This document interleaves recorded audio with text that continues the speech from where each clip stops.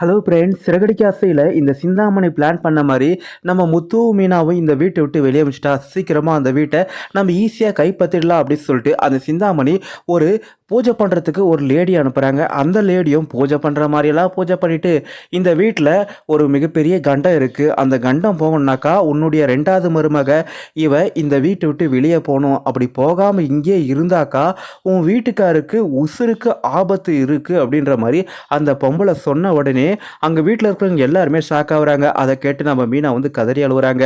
இந்த மாதிரியான ஒரு பிளானை போட்டது கண்டிப்பாக அந்த சிந்தாமணி தான். அந்த சிந்தாமணி சொல்லி தான் அம்மா இந்த பொம்பளையை இந்த வீட்டுக்கு கூட்டிகிட்டு வந்து பூஜை பண்ணிட்டு இருக்காங்க அப்படின்னு சொல்லிட்டு நம்ம முத்து வந்து நம்ம மீனாவை வந்து சமாதானப்படுத்திட்டு இருந்தாலும், இல்லைங்க இதிலெல்லாம் கொஞ்சம் நம்பிக்கை எனக்கு இருக்குது, அதனால நான் இந்த வீட்டில் இருக்கக்கூடாது, இந்த வீட்டில் இருந்தாக்கா மாமாவோட உசுருக்கு ஆபத்து இருக்குது அப்படின்னு சொல்லிட்டு தெரிஞ்ச பிறகும் கூட நான் இந்த வீட்டில் இருந்தால் நல்லாவே இருக்காது, அதனால் நான் இந்த வீட்டை விட்டு போகிறேன், நீங்களும் என் கூடவே வரதுன்னா வாங்க, இல்லை இங்கே இருந்துக்குங்க அப்படின்ற மாதிரி நம்ம மீனா வந்து அவர்கிட்ட சொல்ல, நம்ம முத்து மட்டும் மீனாவை தனியாக விட்டுருவாங்களா?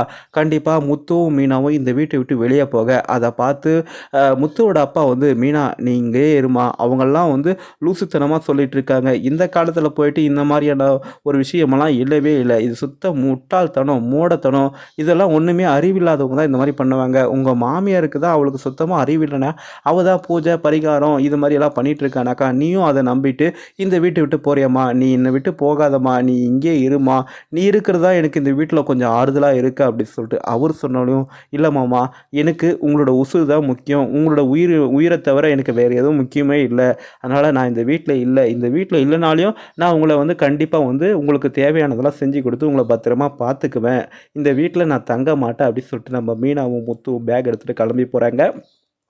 அந்த சிந்தாமணி போட்ட பிளான் சக்ஸஸ் ஆகுது. கூடி சீக்கிரம் அந்த சிந்தாமணி இந்த வீட்டு ஒட்டு மொத்தமும் தன்னுடையது, இதுக்கப்புறம் இந்த வீட்டில் யாரும் இருக்கக்கூடாது அப்படின்னு சொல்லிட்டு அந்த வித்யா இவங்க எல்லாரையுமே வந்து இந்த வீட்டை விட்டு வெளியே அனுப்பும் போது தான் நம்ம முத்து மீனாவோட அருமை தெரிய வரும். அதுக்கப்புறம் நம்ம முத்து மீனாவும் அதிரடியில் இறங்கி அந்த வீட்டு பத்திரத்தை மீட்டு பழையபடி இந்த வீடு இவங்களுக்கே சொந்தமாகும் அப்படின்னு சொல்லிட்டு அவங்க வந்து பலவிதமான போராட்டங்களை எடுக்க போகிறாங்க. ஆக மொத்தம் இந்த சிந்தாமணி பிளான் பண்ண மாதிரி இந்த வீடு அவங்க ஈஸியாக அபகரிச்சிட்டாங்க அப்படின்னே சொல்லணும். ஆனால் இந்த வீட்டை அபகரிக்கிறதுக்கு இந்த முத்துவும் மீனாவும் இந்த வீட்டில் இருந்தாக்கா ஏதாவது சூழ்ச்சி பண்ணிகிட்டே இருப்பாங்க. அது மட்டும் இல்லாமல் இப்போது மீனாவோட தம்பி நம்ம ரோகிணியோட வீட்டுக்கு போனாங்கள்ல, அங்கே அந்த வீடியோ காலில் கிருஷ்ணகிட்ட பேசினாங்க பற்றியா, அப்போது அவங்க தம்பி இங்கே சிந்தாமணி இருந்த விஷயத்த வந்து நம்ம மீனாக்கிட்டே முத்துக்கிட்டே சொல்லிட்டாங்க. இதில் இந்த முத்துவும் மீனாவும் வந்து புத்திசாலித்தனமாக இருப்பாங்க. ஆல்ரெடி இவங்க அம்மா வந்து அந்த வீட்டோட பத்திரத்தை வச்சு இந்த காசு வாங்கி இந்த மனோஜுக்கு வந்து அந்த கடனை அடைச்சதெல்லாம் வந்து எல்லாருக்குமே தெரியும். ஆனால் அவங்க அப்பாவுக்கு இந்த விஷயம் தெரியாமே இருக்குது. இப்போ கூட அந்த காரை அடமானம் வச்சு செல்வத்துக்கு வந்து அந்த அந்த பணத்தை கட்டினதுனால, இங்கே பாரு நம்ம வீட்டோட பத்திரத்தை வச்சு அந்த பணத்தை கொடுத்து நம்ம முத்துவுக்கு வந்து ஹெல்ப் பண்ணலாம்ல, ஏன் மனோஜுக்கு மட்டும்தான் ஹெல்ப் பண்ணணுமா அப்படி சொல்லிட்டு அவங்க அப்பா கேட்க, என்னது பத்திரமா அதெல்லாம் கொடுக்க முடியாது அப்படி சொல்லிட்டு வித்யா வந்து சொல்கிறாங்க. ஏன்னா அப்படின்னு ஒன்று இருந்தால் தானே இவங்க கொடுப்பாங்க. ஆனால் அந்த விஷயத்தெல்லாம் தெரிஞ்சுக்கிட்டு நம்ம முத்து மீனாவும் இல்லை, இவங்க ஆல்ரெடி அந்த பத்திரத்தை வச்சு காசு வாங்கிட்டாங்க அப்படின்ற உண்மையை கூட சொல்லாமல், இல்லைப்பா எனக்கு வேண்டாப்பா நானே சமாளிச்சுக்கிறேன் அப்படின்னு சொல்லிட்டு நம்ம முத்து பெருந்தன்மையாக விட்டது உண்மையிலே வந்து ரொம்ப சந்தோஷமான விஷயம் தான். ஆனால் இந்த சிந்தாமணியோட பிளானை நம்பி வித்யா நம்ம மீனாவை இந்த வீட்டை விட்டு வெளியே அனுப்பினா உடனே அந்த சிந்தாமணி இந்த வீடு எனக்கு தான் சொந்தம் அப்படின்னு வந்துருவாங்க. அப்போ தான் நம்ம மீனாவோட அருமை இந்த வித்யாவுக்கு புரிய வரும் சொல்லிட்டு நான் நினைக்கிறேன். நீங்கள் என்ன நினைக்கிறீங்க சொல்லிட்டு உங்களுக்கு எதுன்னு கருத்தில் தான் கமெண்ட் பண்ணுங்கள். அதுக்கு முன்னாடி நம்ம சேனலுக்கு இப்போ தான் முதல் முறையாக வரீங்கன்னா சப்ஸ்கிரைப் பண்ணிக்கோங்க. தேங்க்ஸ் ஃபார் வாட்சிங். நன்றி.